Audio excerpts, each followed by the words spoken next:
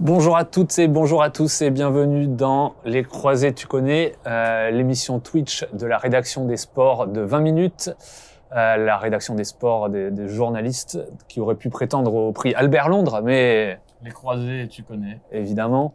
Je suis avec donc William aujourd'hui, Salut, qui m'accompagne pour cette première partie où on reçoit le para-athlète Axel Zorzi, qui nous vient de Lyon.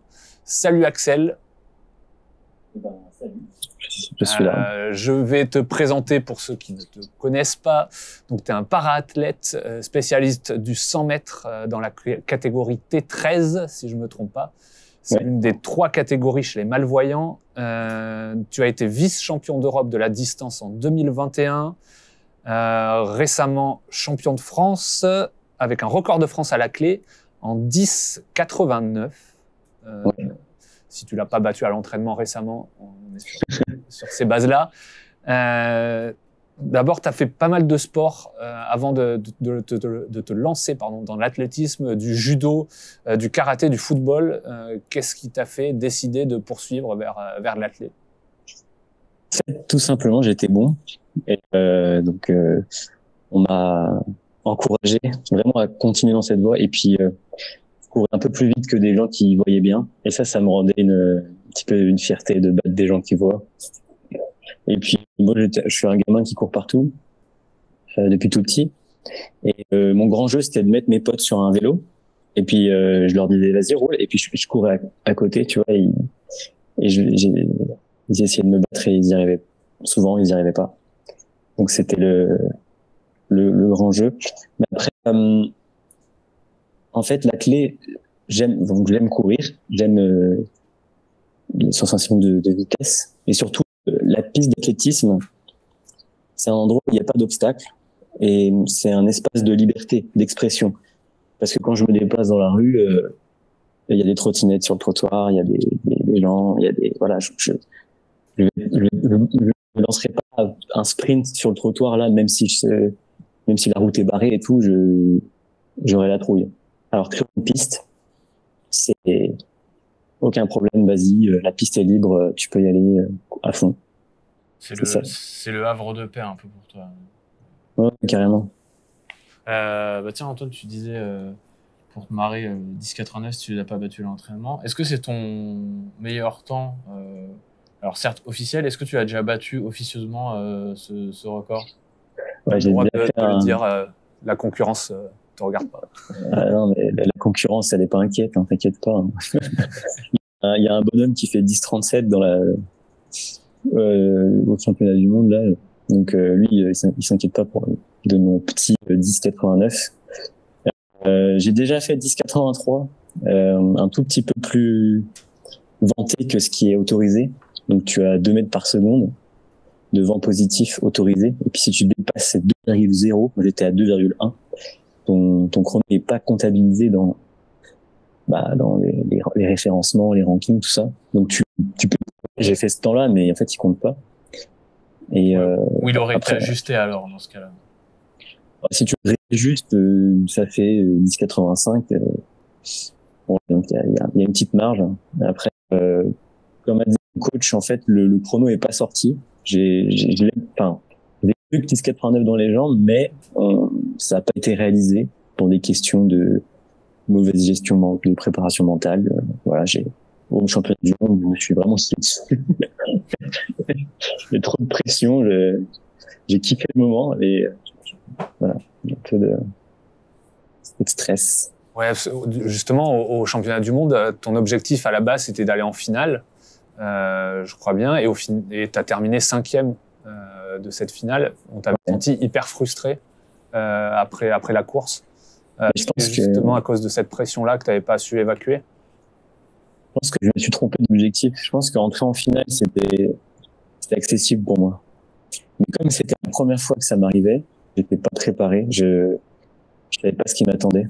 Alors j'avais fait vice-champion d'Europe, mais une finale mondiale, ça n'a rien à voir. Et puis en plus, le cadre d'être en France à Charletti, avec un public qui est là pour te voir, c'est quelque chose vraiment de spécial. Et j'ai emmagasiner un maximum de souvenirs et de bonnes énergies pour l'année prochaine, pour les Jeux. Mais effectivement, il y avait le potentiel d'aller chercher une 4e place, une 3e place. Si j'avais battu mon record, si tu prends le classement final, j'aurais fait 4 ou 3. Enfin, et puis il y a un concurrent qui a raté la centre d'appel, disqualifié. Quand j'ai vu ça, je me suis dit let's go. Le mec il est out. Allez, c'est parti, c'est pour moi. Et à ce moment-là, t'es mort. Tu penses plus à courir, tu penses juste à c'est déjà gagné. Donc des erreurs à pas reproduire. Oui, parce qu'en plus, le top 4 aux mondiaux permettait d'avoir un quota pour les Jeux paralympiques. Et toi, tu finis juste à une place de ce quota. Mais surtout, je te coupe, pardon, mais surtout que quand je passe la ligne, tout le monde me crie que je suis 4e parce qu'il y a un bug d'affichage et sur le tableau, je suis 4. Donc, il y a tout le monde qui me dit t'es au jeu. Je commence à dire je suis au jeu, let's go. Et là, on me dit que je suis 5. Et là, il y a l'interview qui arrive et je suis genre je crois putain. Oh, l'ascenseur émotionnel horrible, quoi. Ouais, ce truc-là, il a fait plus mal en fait que la course en vrai, parce que j'ai fait le taf quoi, j'ai bien couru.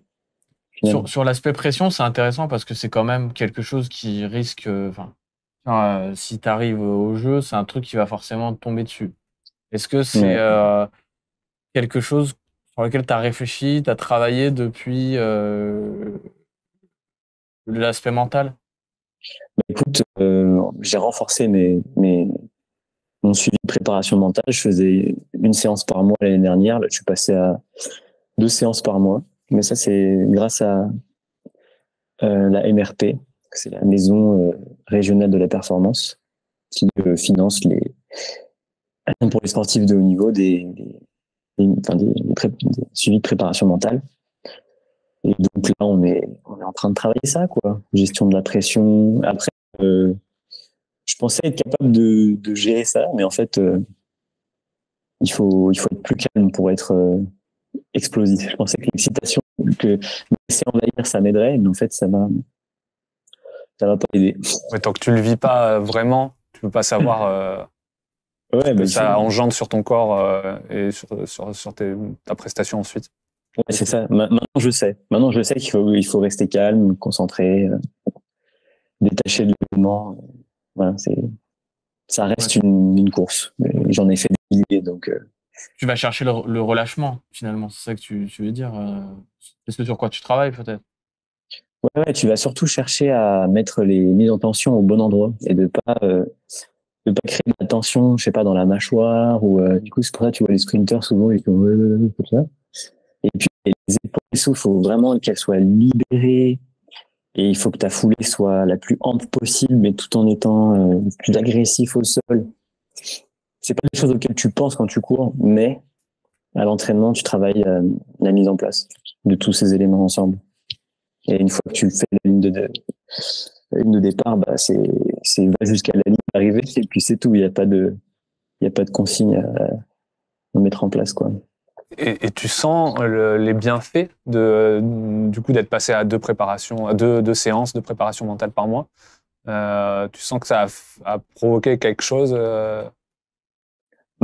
C'est un des facteurs, ouais. Mais après, il y en a d'autres qui rentrent en jeu. Mais parce qu'il y a une nouvelle personne dans l'entraînement qui me motive, qui s'appelle Paul Barban. Et lui, il fait du 400 mètres. Il est comme moi, T13. Il prépare les jeux aussi. Et on se tire la bourre à l'entraînement. Et ça me fait trop du bien. Et en soi, la prépa mentale, en soi, on travaille beaucoup sur mon psychologique. Parce qu'une séance par mois, en fait, j'avais besoin aussi d'extérioriser certaines choses, des petits soucis du quotidien, tout ça, et puis même la gestion du handicap des fois. Et là, en fait, de passer à 2 séances, bah, tu peux plus parler d'athlète. C'est quand même l'objectif à la base. Et donc, on rentre dans ce que j'ai besoin de faire, quoi. Donc, c'est justement, tu parlais de gestion du handicap. Tu es atteint d'une maladie qui perturbe le fonctionnement de ta rétine. Si je ne me trompe pas, c'est une maladie dégénérative. Du coup, comment tu t'adaptes, toi, à la baisse de ta vision au fur et à mesure du temps? Est-ce que comment ça se passe? Alors déjà dans la vie quotidienne, mais en plus sur une piste d'athlé. Pour ce qui est de la vie quotidienne, je vais utiliser une canne blanche. Je vais utiliser des petits boîtiers qui me permettent de faire parler les feux tricolores, des trucs classiques. Et puis à la maison, j'ai des petites pastilles que je mets sur les plaques de cuisson. Comme ça, je peux savoir quel bouton faire plus, moins pour monter le feu. J'utilise des logiciels de lecteur d'écran avec Apple. Ça s'appelle VoiceOver et en fait, ton écran est lu par un logiciel et c'est comme ça que je peux communiquer avec le monde entier. Franchement, j'aurais été à une autre époque, ça aurait été vraiment la merde. Je sais pas comment ils faisaient avant. Il y a plein d'outils en fait qui te permettent d'avoir un sentiment d'accessibilité. Et par exemple, je sais pas, les bus dans le transport en commun de Lyon, ils parlent des fois. Et c'est juste ça, de savoir que, ok, c'est le bon bus, il est dans la bonne direction. Putain, mais ça te fait un bien fou. T'es pas obligé de demander au conducteur systématiquement. C'est des petits trucs, tu vois, qui te font sentir inclus dans la société. Mais tu disparais un peu. Ton handicap est plus visible, quoi. Tu t'intègres. Et ça, c'est chouette. Et sur la piste, on a mis un gros accès sur la sécurité. Parce que comme ma vue baisse, en fait, et surtout que ma vitesse augmente, je vais de plus en plus vite, je suis plus capable de pouvoir anticiper un obstacle s'il y en a un. Et on a dit que sur la piste, il n'était pas censé en avoir, mais en fait, on n'est pas tout seul. Il y a des scolaires, il y a des gens qui laissent du matériel des fois. Enfin, des fois, il y a des gens qui travaillent sur la piste, qui sont en train de nettoyer ou quoi. Et ça m'est déjà arrivé à plusieurs reprises. Je suis en pleine balle, je suis à fond.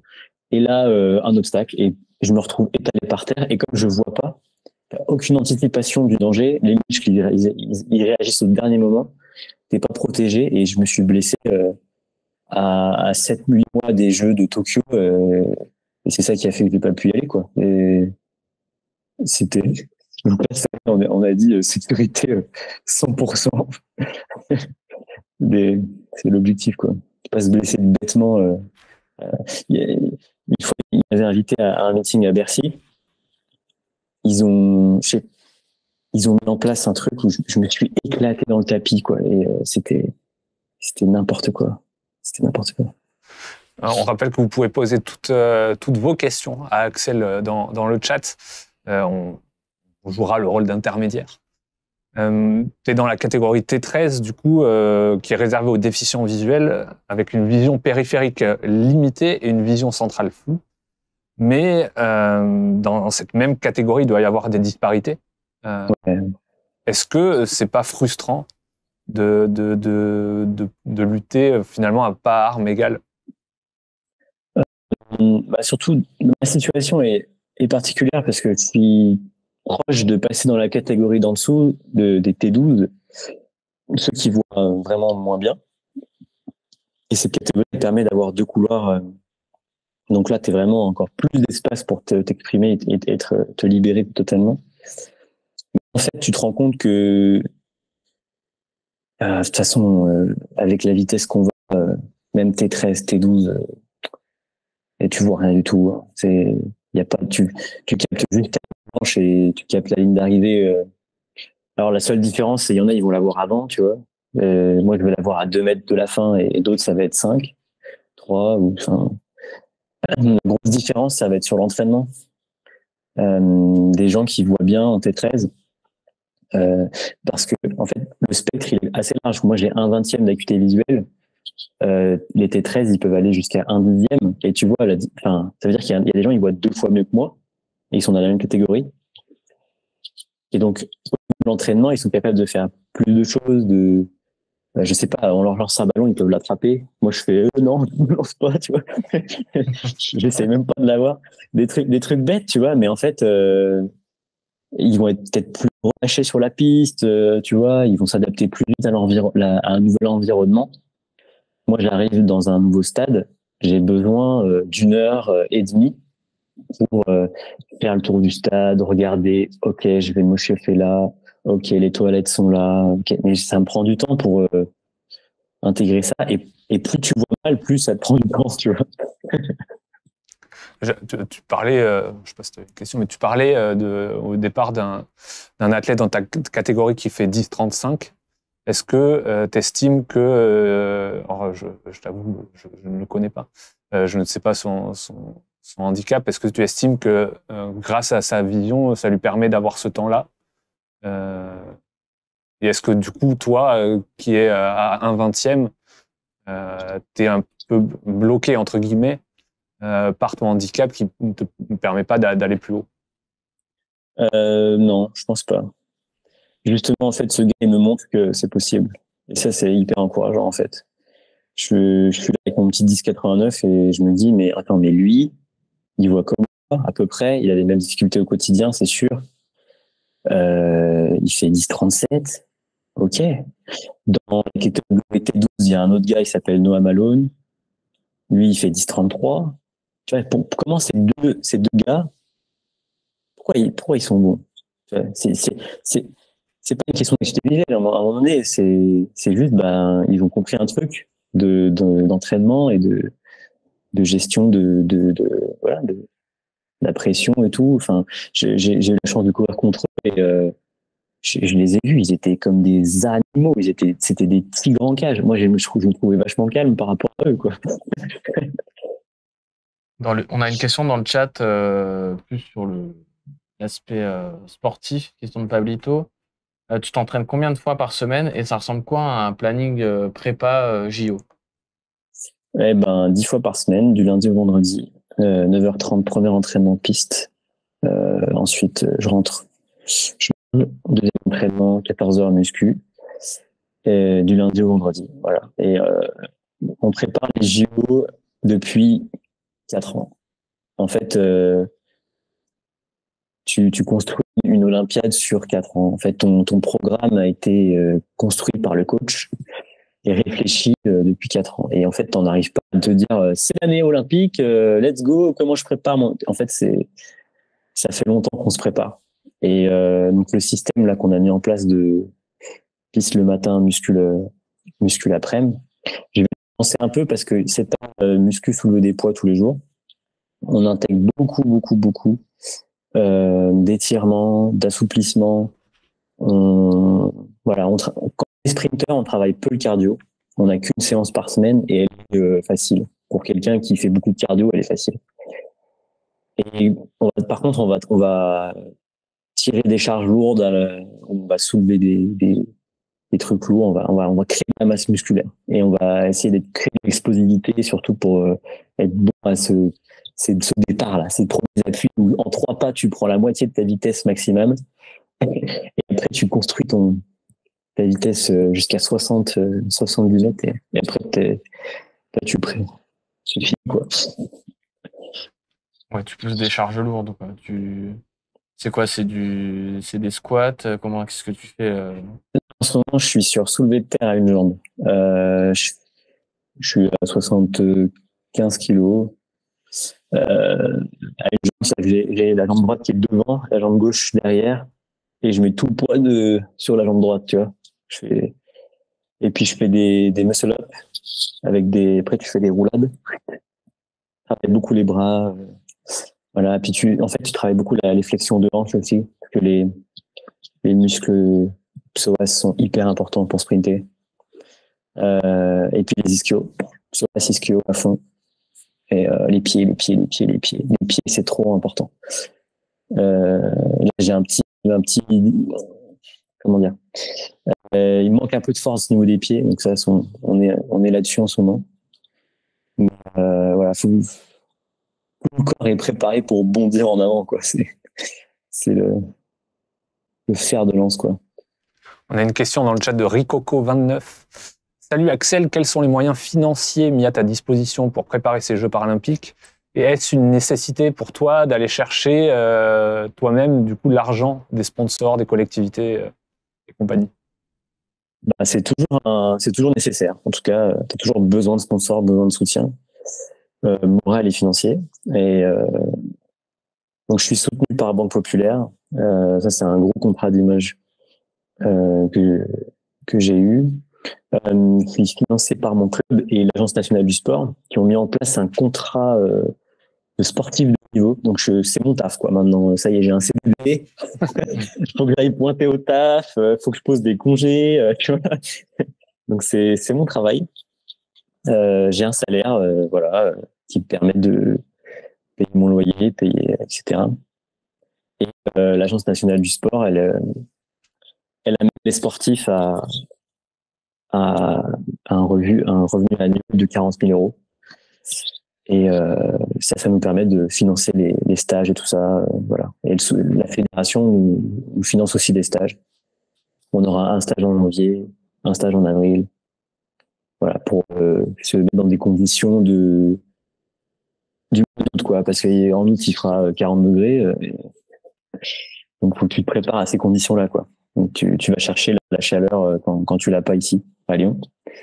Donc en janvier, quand il fait froid, tu vas à la chaleur. Dans le progrès, tu as expliqué que ton rêve de participer aux Jeux était né après avoir vu depuis les tribunes les Jeux paralympiques de Londres en 2012, avec un stade rempli. Qu'est-ce que ça te fait de t'imaginer de l'autre côté, sur la piste, avec un stade rempli qui te soutient?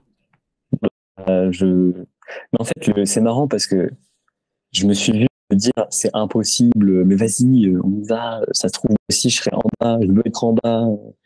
Au moment où j'étais dans les gradins, je me disais ça. Et puis là, je suis en bas, quoi.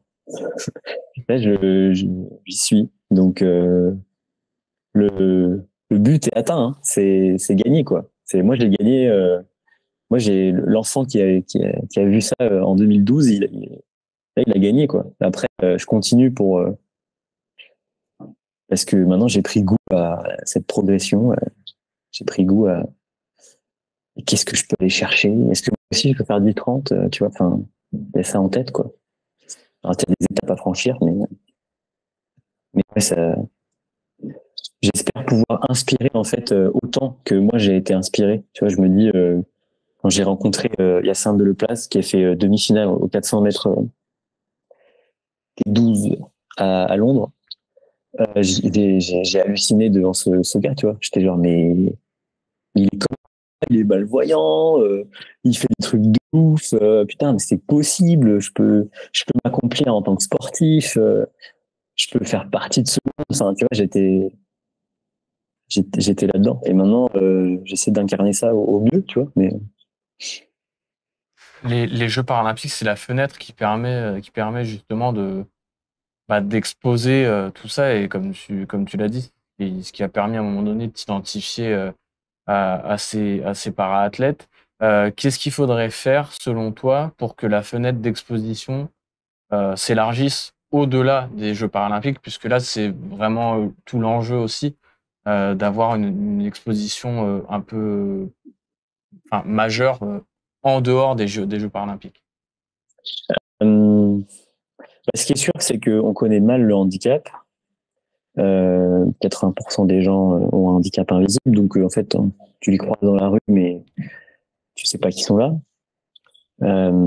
Et le plus important, c'est quand on voit des Jeux paralympiques, c'est de connaître en fait c'est quoi une performance, c'est quoi le mec il fait 10-50, est-ce que c'est bien, est-ce que c'est nul, tu vois, enfin parce que c'est sûr que si tu regardes, en plus les Jeux para c'est facile à regarder parce que le premier c'est terminé. Tu viens voir une compétition en France en e-sport d'athlètes. Il y a un système différent, on court en multicatégorie. On est pas assez nombreux, donc je pense que le côté fenêtre, en fait, il peut servir aussi à faire plus de gens qui viennent, tu vois. Ça serait vraiment top. Si ça intéresse plus de monde et qu'il y a plus de licenciés, qu'il y a plus de...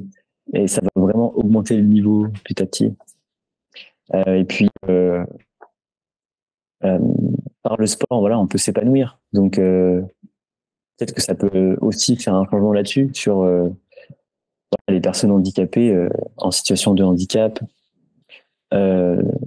sont avant tout des personnes. Et des fois, on oublie un peu. Des fois, première intention, on a un a priori, on dit oula, ça va être difficile, et on oublie qu'il y a une personne, qui a des émotions, qui a un vécu, qui a un passé, et voilà, faut franchir cette barrière, faut changer son regard. Bah super. Alors c'est passé extrêmement vite. 6 minutes, hyper rapide. On avait plein d'autres questions. Malheureusement, le temps nous bloque. On va quand même te remercier énormément, Axel, d'avoir pris cette demi-heure avec nous. On va te souhaiter bon courage pour la prépa pour les JO, Yes. en espérant, et comme on dit à chaque fois, tous les gens qui viennent dans cette émission repartent avec une médaille Normalement. aux Jeux paralympiques. Et ils doivent revenir dans l'émission avec la médaille. Rendez-vous alors. Le rendez-vous est pris. Merci beaucoup, Axel. Merci Merci. Axel. Salut. Ciao.